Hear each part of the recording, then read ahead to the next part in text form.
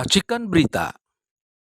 Jadi kemarin tanggal 10 Agustus hari Kamis itu kawan-kawan elemen buruh melakukan aksi demo menuntut dicabutnya Undang-Undang Omnibus Law Cipta Kerja. Pendapat Pak Komjen apa? Saya rasa sangat wajar ya kalau mereka menuntut untuk dicabutnya Undang-Undang Omnibus Law, termasuk juga Undang-Undang Kesehatan Omnibus Law, karena Omnibus Law sendiri bermakna itu no left behind. Makna harfiahnya pemakan semua. Bus artinya apa? Semua, tidak ada yang tersisa diangkut. Jadi hak-hak asasi kita itu dibuat tidak tersisa sama sekali. Sehingga wajar kalau saudara-saudara kita, kawan-kawan kita buruh mengeluarkan aspirasinya untuk bisa didengar oleh penguasa agar mereka bisa hidup layak di negaranya sendiri dan mereka menjadi tuan rumah. Namun menurut saya hal yang seperti terjadi kemarin atau demo-demo yang lain sebenarnya tidak perlu ada, manakala DPR sebagai lembaga legislatif menjadi wakil rakyat yang tulus, bukan hanya mengatasnamakan wakil rakyat dan meminta konstituennya untuk memilihnya, namun ketika rakyatnya berteriak, mengadukan, lalu mereka tidak berfungsi. Seharusnya lembaga legislatiflah yang memperjuangkan aspirasi daripada rakyatnya. Kalau perlu terjadi melakukan demo konstitusi terhadap peraturan-peraturan yang akan menista rakyat, mempersulit hidup rakyat. Mungkin itu pendapat dari saya.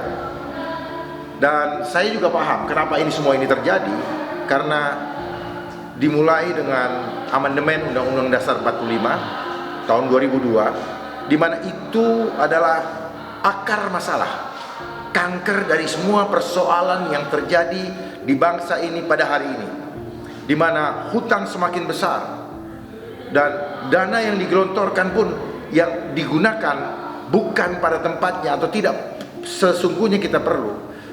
Terbukti dengan dibentuknya berbagai macam lembaga non-struktural yang kita lihat menggurita, dan semua peraturan yang ratusan banyaknya, dan itu semua membutuhkan pendanaan yang sangat besar.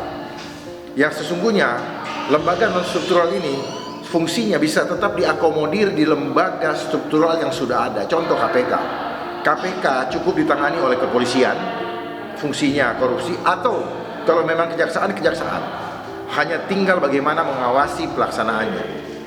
Tetapi saya pun sadar kenapa lembaga-lembaga itu tidak bisa berfungsi dengan baik, karena ada persoalan mendasar di bangsa ini yang dimulai dari sistem edukasi, di mana manusia diciptakan menjadi manusia-manusia serakah. Lewat apa? Lewat kompetisi yang dibangun dengan ukuran kuantitatif. Jadi semua orang senang mengejar angka, dan ketika selesai sekolah mendapatkan gelar lalu mempunyai pekerjaan, disitulah mereka melakukan perbuatan kejahatan, baik itu korupsi dan sebagainya. Dan ini adalah buah dari penanaman sifat jahat yang telah ditanamkan dari mulai masa kecil, terutama melewati sistem edukasi, di mana diadu lewat kompetisi dan dibuat terobsesi dengan angka-angka yang mereka kejar. Akhirnya angka yang ada di balik uang itu, bukan uangnya tetapi angkanya. Makanya mereka selalu membuat perbedaan gambar angka 1, 2, 3, 4, sehingga ketika kita melihat gambar angka tersebut, gambar itu sudah menunjukkan perbedaan nilai.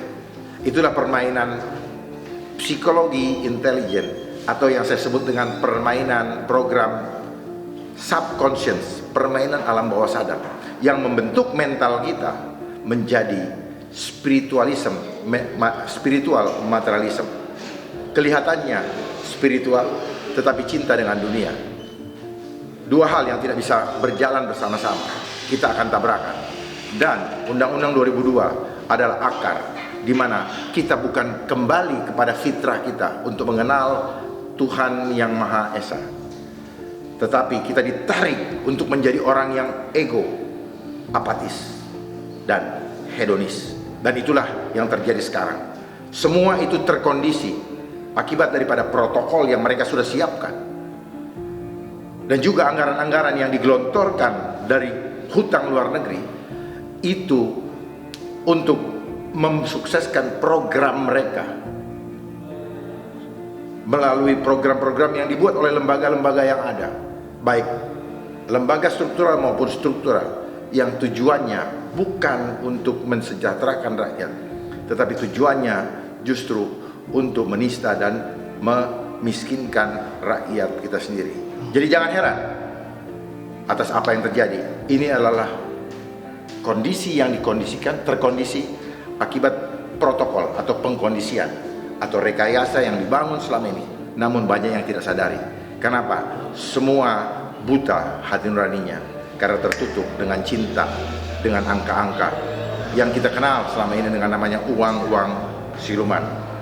Mereka pandai memanfaatkan ketamakan daripada pejabat administratif dan para penguasa, termasuk juga di yang kita lihat di dalam lingkungan yang kita lewati selama ini.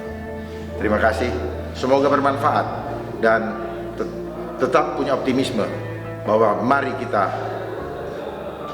belajar merdeka.